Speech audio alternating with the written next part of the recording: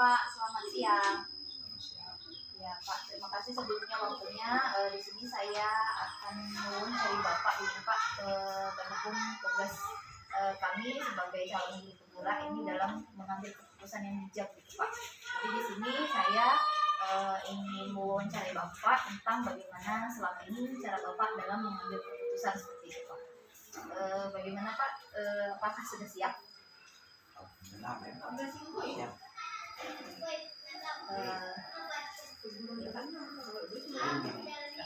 Satu keputusan ya, karena kita katakan masalah etika. Kalau masalah etika itu yang pertama, sebenarnya etika itu kan hukumnya lebih tinggi dari biasanya dari adat, dari apa, dari kebiasaan, itu etika itu lain. Jadi dalam dunia pendidikan itu jelaskan etika. Karena kadang-kadang permasalahannya itu antara guru dengan guru, antara guru dengan siswa, guru dengan wali siswa. Nah, itu jadi di situ bagaimana cara kita menyikapi? Kalau Bapak secara pribadi, yang jelas pertama kita katakan kita yakinkan informasi itu. Ada riak-riaknya itu kita dengar. Misalnya antara siswa dan guru. Tapi ada masalah seperti ini dengan siswa itu bukan siswanya, sehingga kita dalam memutuskan itu kalau kita ambil keterangan dari siswa, kita ambil keterangan dari guru, sehingga kita bisa memutuskan itu dengan bijak. Tapi ingat, setiap keputusan itu pasti ada pro kontra.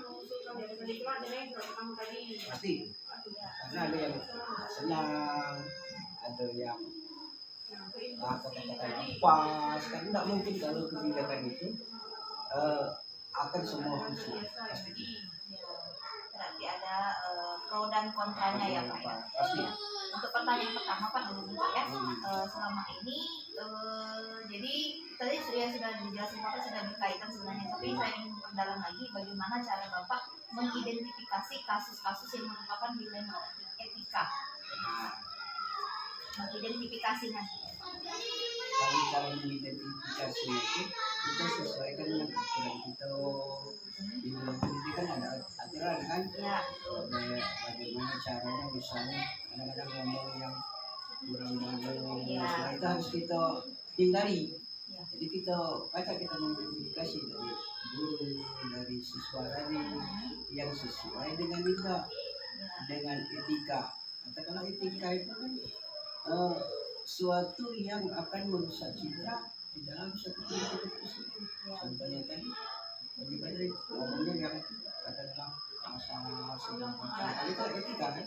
Nah, kalau identifikasi itu kita mulai dari hal-hal yang kecil seperti itu sampai ke hal-hal yang besar. Jadi disesuaikan etika ya, rasa empati apa yang kemudian juga berdasarkan peraturan yang ada. Ya. Yang sesuai kan. Ya. Yang kedua ya Pak ya, selama ini bagaimana Bapak menjalankan pengambilan keputusan di sekolah Bapak, terutama untuk kasus-kasus di mana ada dua kepentingan yang sama-sama benar atau sama-sama mengandung nilai kebijakan, misalnya seperti ini Pak, ada kasus nih, ada dua kepentingan yang sama-sama besar, misalnya nih ada seorang siswa kelas 5 ini dia nih jarang masuk, kemudian ketika masuk nilainya anjlok, tapi di sisi lain dia ini orang yang kurang mampu. Jadi kita ada sisi kasihan dengan si anak ini, tapi si anak ini tidak mendukung untuk menaikkannya gitu, menaikkan kelas. Nah, jadi ada dilema kita di situ Pak untuk menghadapi siswa yang seperti ini. Bagaimana kira-kira Bapak? Yang pertama kita organisasi kita ya, kita harus meminta masukan dari yang lebih senior, yang lebih berpengalaman.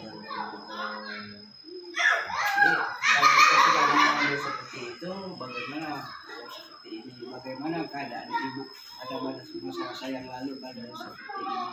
Nah, di situ kita catat dulu. Jadi setelah kita tahu yang lebih penting, yang lebih bagus itu bagaimana.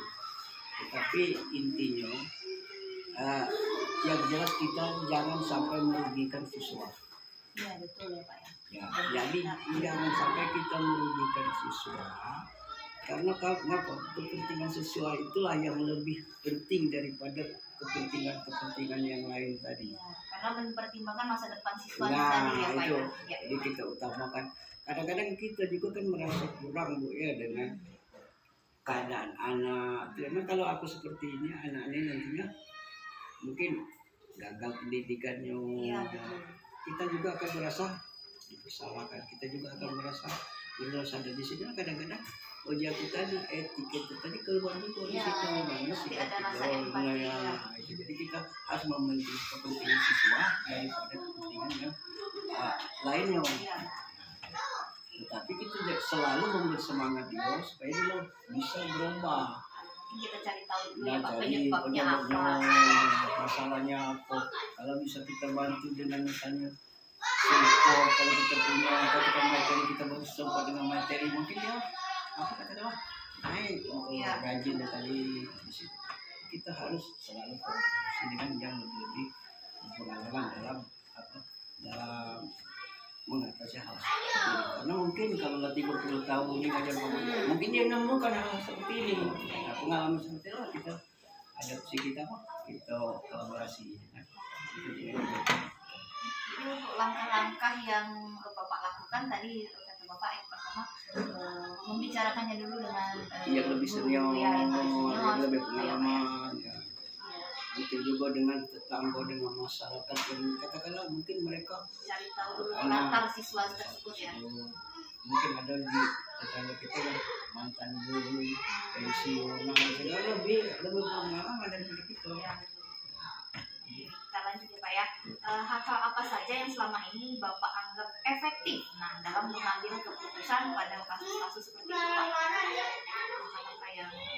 Hal-hal yang efektif. Apa yang efektif itu di Bapak tadi. Kalau segala sesuatu itu kita musyawarahkan, Ya.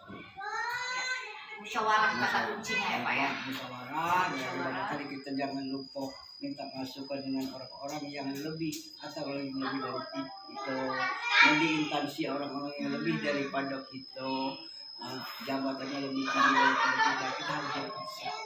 Sehingga keputusan kita insya Allah walaupun ada katakanlah yang berat, tetapi kita tidak akan separah yang kita khawatirkan.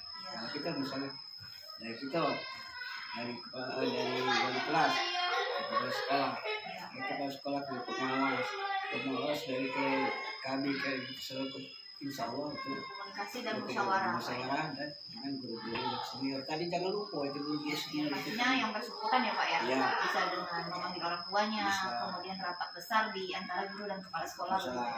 Bisa juga meminta masukan dengan pengawas. Pengawas di dalam lingkup kita lah, di dalam organisasi pendidikan. Oke. Selanjutnya, kira-kira ada tidak Pak tantangan dalam mengambil keputusan pada kasus-kasus tersebut? Tantangan seperti apa yang Bapak Pasti menantang ya? Pasti mempunyai tantangan. Yang pertama kita pasti was-was dengan keputusan kita. Maka Bapak katakan melawan was-was di keputusan itu. Karena pasti dalam suatu keputusan namanya kebijakan itu pasti ada yang tertentu. Kecuali keputusan itu berdasarkan hukum. Kalau hukum tak sudah selesai karena kebijakan ini kadang-kadang itu nak madukan yang benar yang salah nak disamakan. Kadang-kadang yang salahnya tidak galak di ini kalau ada yang benar ini. Nah, di situ kadang-kadang kebijakan itu beda dengan hukum. Kalau hukum mutlak pasti. Pasti sesuai dengan aturan. Nah, kebijakan ini kadang-kadang tidak sesuai. Ya, karena kita tadi ini Pak, ada rasa empati dalam diri kita dengan si siswa tersebut tadi kan. Tapi di sisi lain kita juga kesulitan Pak, karena kalau kita tetap naikkan juga anak-anak yang lain itu akan iri. Ini kan jarang masuknya, aku rajin segala macam, itu pasti ada kontranya dari sisi adilnya ya Pak ya. Karena di Bapak tadi ingat jangan lupa kita jangan sampai apa menjadikan siswa itu gagal. Ya, betul. Nah, itu kuncinya di situ. Karena belum tentu Pak ya, nanti dia cuma tamat SD begitu Pak ya. Ya, bisa jadi dia nanti menjadi ada bakat tertentu yang terpendam dalam dirinya belum tergali begitu Pak. Siapa tahu nanti kedepannya dia jadi hebat seperti itu ya Pak ya. Lebih hebat. Iya. Itu harapan kita dan doa kita jangan melakukan seperti itu. Kita berharap itu mereka katakan dulu harus lebih daripada kita. Iya, betul. Jadi kita jangan apa ya, jangan sedih kalau mereka itu di bawah kita, di atas kita, syukur. Dia jadi menteri, dia jadinya syukur alhamdulillah. Jadi kita harus bangga yang mempunyai prestasi. Belum tentu dia kan dalam keadaan sekarang dia susah, dia ada sekolah, keadaan tadi mungkin keadaan. Ya. Jadi kita harus kita lihat, kita cermati. Jadi kalau itu ya sudah kita ambil dengan kebijakan dan kita yakin betul dengan yang lain. Yang lain yang dipilih tidak bagus. Kita kayak Nah, jika terjadi kasus seperti tadi ya Pak ya, apakah Bapak memiliki sebuah jadwal yang tertentu atau bentuk prosedur seperti apa yang biasanya Bapak jalankan? Seperti apa, langsung menyelesaikannya saat itu juga di tempat atau mungkin ada pertimbangan lain untuk menentukan musyawarah dulu atau apa? yang pertama secara spontan ya kita cari dulu permasalahannya. Kita panggil lagi. Nanti keputusannya kan setelah kita tahu kita panggil dulu. Kalau dia masalah berarti siswa dengan guru Bu ya. Ya. Nah, itu siswanya udah kalah jarang masuk ya, nilainya udah bagus katakanlah. Nah itu kita panggil siswanya masalahnya apa udah datang sudah itu kemudian juga kita panggil sehingga kita nanti suatu saat kita ada rapat karena sudah ada bekal untuk arahan mengarahkan supaya seperti apa. Tapi jangan lupa tadi kita mengusahakan kita harus dengarkan yang lain-lain. Kita ambil masukan yang lain-lain. Kita sebenarnya kita sudah ada konsep, sudah ada dalam arti karena sudah kita panggil. Dengan secara spontan ini sudah kita panggil masalah yang dibutuhkan ini kan. Setelah kita rapatkan baru kita masuk. Oke, selanjutnya Pak, adakah faktor-faktor atau seseorang yang selama ini dapat mempermudah atau membantu Bapak dalam mengambil keputusan pada kasus-kasus seperti itu Pak? Siapa saja yang biasa dilibatkan gitu yang menurut Bapak membantu dalam memudahkan mengambil keputusan yang bijak gitu? Bapak katakan Bapak itu selalu akan berkoordinasi dengan orang dalam setiap kali mengambil keputusan, terutama dengan guru kita senior di sini. Sudah itu kadang dengan pengawas, kadang yang lebih tinggi dari saya. Karena itulah yang Bapak lakukan.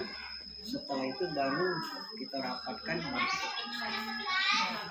Jadi tadi kuncinya kembali lagi kepada musyawarah ya Pak ya, dan berkoordinasi ya baik dengan guru, orang tua maupun juga pengawas bila perlu ya Pak ya. Oke. Dan dari semua hal yang telah Bapak sampaikan tadi nih, pembelajaran apa yang kira-kira dapat Bapak petik dari pengalaman Bapak saat mengambil keputusan pada kasus dilema etika? Yang pertama satu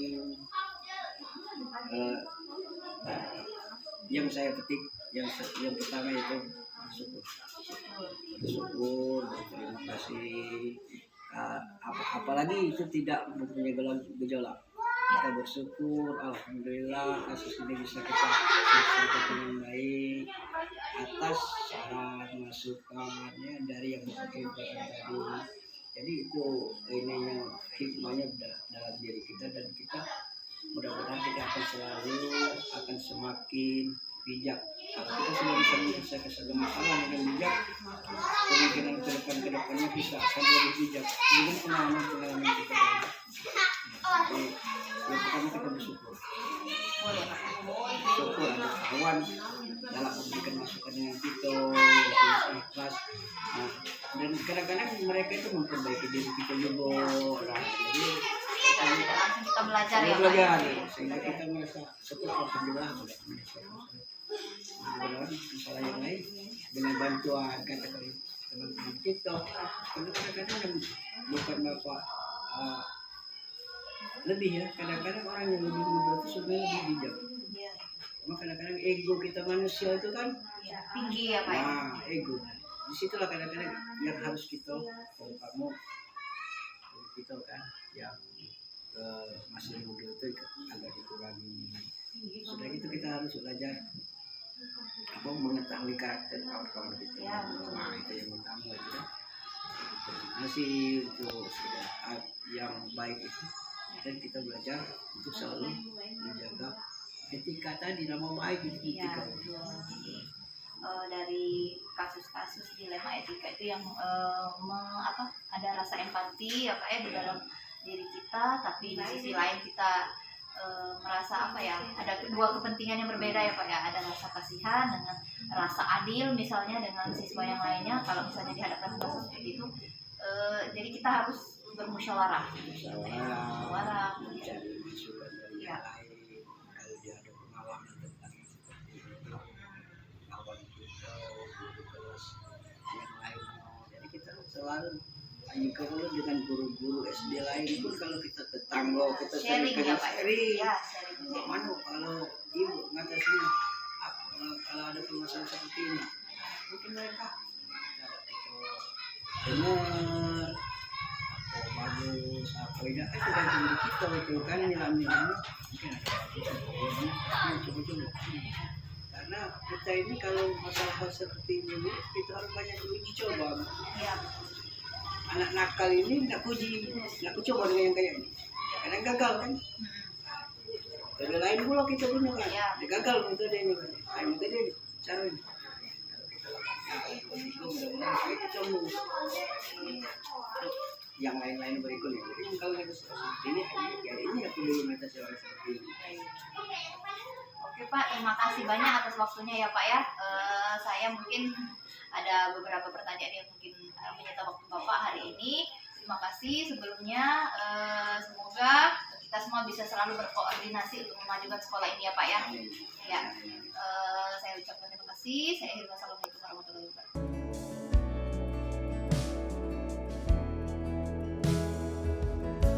Assalamualaikum warahmatullahi wabarakatuh. Selamat siang Pak. Waalaikumsalam warahmatullahi wabarakatuh. Selamat siang.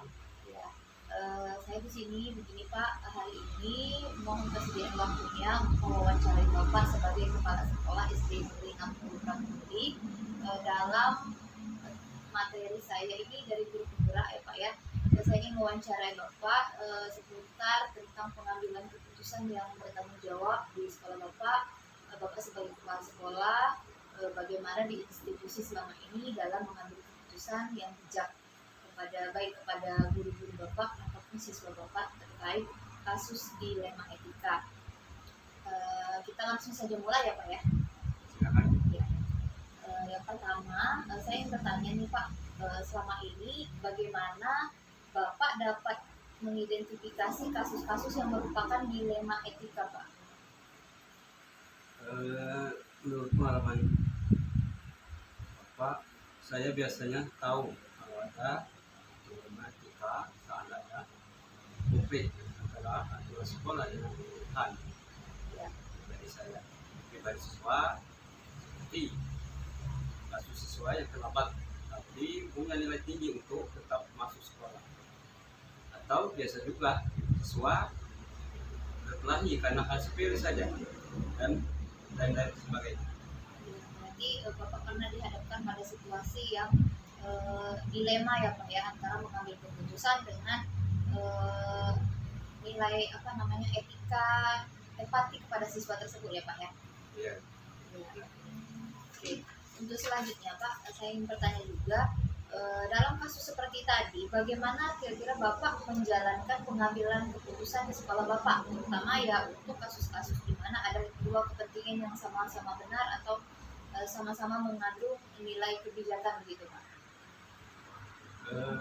Saya biasanya mengajak beberapa orang dari tim pimpinan dan pengelola sekolah untuk berdiskusi, akan pertimbangkan semua sisi dari masalah dapatnya sebelum memutuskan, dan berusaha mencapai kesepakatan bersama yang adil untuk semuanya.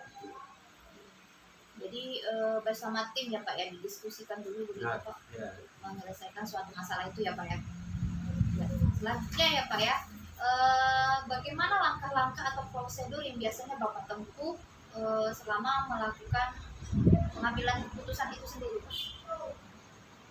Yang paling efektif adalah wajib melibatkan berbagai orang dalam proses keputusan, berkomunikasi dengan jelas dan transparan dalam membuat keputusan, juga mengikuti prosedur yang sudah ada dan memastikan keputusan sesuai dengan prinsip aturan di sekolah dan etika yang memanusiakan atau kemanusiaan.